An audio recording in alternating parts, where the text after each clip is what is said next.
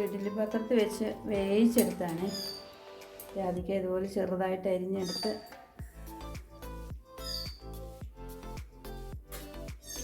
നമുക്ക് അച്ചാർ പൊടിയും അതിൻ്റെ കൂടെ ഒരു ശകലം മുളക് പൊടിയും കൂടെ ചേർക്കണേ.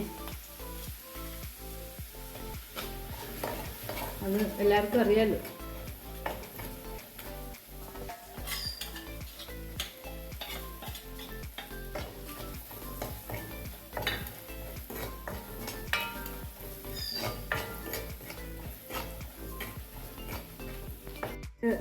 മുളക് പൊടി ഇതെല്ലാം നന്നായിട്ട് മൂത്ത് വന്നിട്ടുണ്ട്.